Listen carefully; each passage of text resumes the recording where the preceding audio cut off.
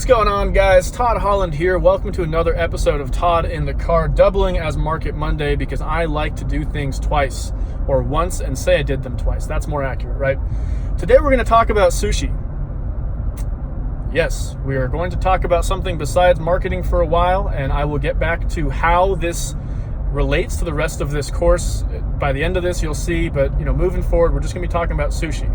So sushi chefs are some of the most well-trained people in the planet. I mean, their training, the amount of time they put into their technical training to make the sushi exactly the way that it's supposed to be rivals that of like doctors and nurses. And it's years and years and years of hard apprenticeship and repetition that gets someone to the point of, being a renowned sushi chef. Not like someone who if you got a sushi place in the hood like we do, some dude who just walked in off his line cook job, picks up a sushi knife and starts cutting. I'm not talking about that. I'm talking about the genuine, actual sushi chefs of the highest restaurants in the world, all go through the same training. So for 7 years, these guys just make rice, right? Rice. Their only job, imagine you have one job, 6 days a week, 12 hours a day, is to make rice, okay? That sets the foundation for how important repetition is to gaining a skill set so it becomes unconscious competence, which is the most important phase that a task can be. So it has to be so clear to you how something is done that you have a hard time explaining how it's done because it's just second nature, right? I mean, if you had to explain how your arms move, you would just say, well, I just do this. So you have a hard time explaining, well, it's because I contract my shoulder and then I contract my forearm and my fingers. So you don't really think about it like that. You just think about it like the action because you've repeated the process so many times, right? And so with this model, I'm suggesting that the sushi chefs, the high-end sushi chefs of the world, are incredibly well-trained and probably better at, I would say, the menial tasks like the making of the rice and the cutting of the fish and all these different things than anybody else on the planet because they did the work, they put in the work. And so with this, I think it's important to distinguish results that are achievable versus results that are not achievable and what it takes to get to that place and be realistic about that. Because if you're in a position where you're, building out a campaign where you're trying to attract buyers for your product or service and you ran the first one of these campaigns and it didn't do well, I mean, I bet the first pot of rice that a sushi chef makes before he becomes the chef of Nobu, which is a very, very nice sushi restaurant in Los Angeles and New York, one of the most expensive in the world, before you become a chef at Nobu, you make rice for 7 years. That's the idea. And if you make rice for 7 years, you better believe that at the end of that 7-year period, you're going to be so much better at making rice. You're not going to be able to explain how to do it. That's what you're just going to be. It's just going to happen. You're going to wake up and there's like a big pot of rice there. It's the same thing with the skills you're going to learn in this course, right? So with that being said, I want to just promote that idea in the best way that I can, which is basically just rambling to you guys and talking about how awesome I think stuff is when stuff gets done the right way. And I'm going to bring it back into the marketing side of it, where your competence, the level of skill you're going to have at what we do, is not going to be the level of skill that I have outright. You're not going to be able to build a funnel as well as I can. You're not going to be able to look at a funnel and understand why it converts and why it doesn't convert. And you're not going to be able to do the optimization in the beginning. But I started at the beginning too. I started in a position where I couldn't build an ad or a funnel or optimize an ad, and it's never because I couldn't do it, like I physically was unable to do it. It's not that. It's just training yourself to do something that's outside of the box and a little bit formulaic, but in a way that, just like making rice, you develop an artistry to it and you develop things that work for yourself and for your team. And so with that being said, I'm going to challenge you guys to repeat something 5 times in the next week. So whatever it is, if you're working on your chatbot today, I recommend that you make 4 other chatbots this week just to get really good at it. If you are, building a landing page or you're running ads or whatever the case is, just do it a couple more times you normally would, just to get really, you don't have to spend money on it. If you run the ad, you don't do multiple ads, you can just pause the ad when it's done, use it later.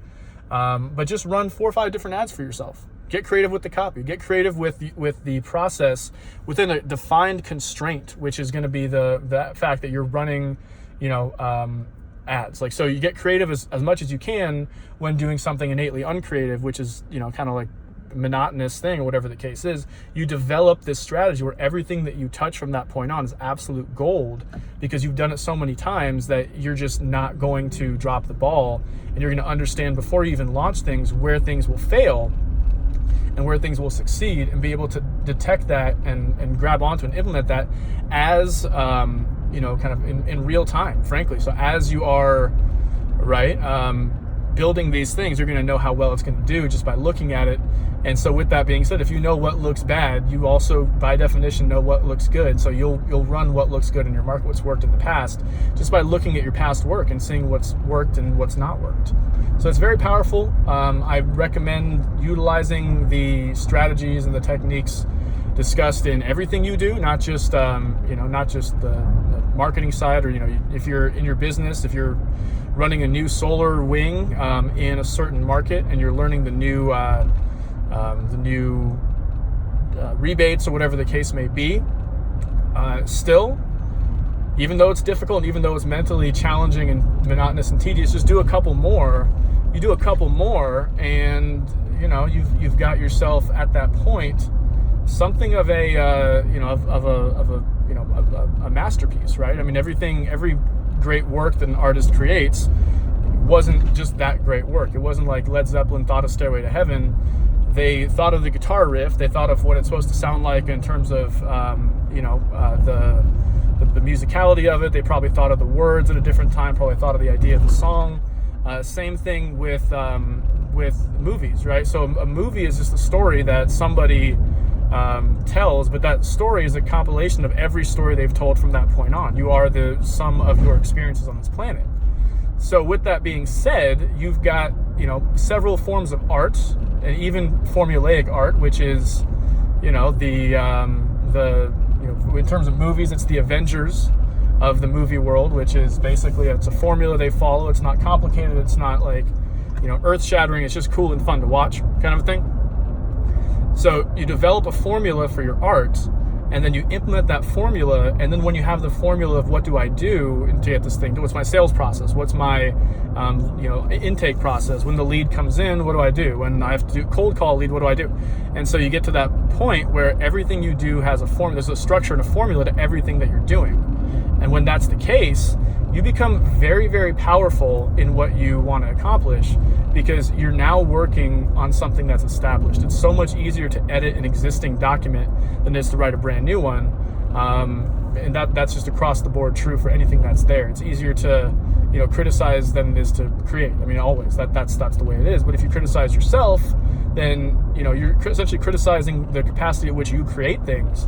So if you're doing that, then you're in a position where the harder you are on yourself, frankly, the better the results will be on the outcome. Because at the end of the day, you don't put an extra 25 pounds on that bar at the gym because you want to do it, because you like to lift heavy things. There's nothing wrong with you. It's like that's something that Neanderthals do. I like to lift heavy things. Like, no one likes to lift heavy things.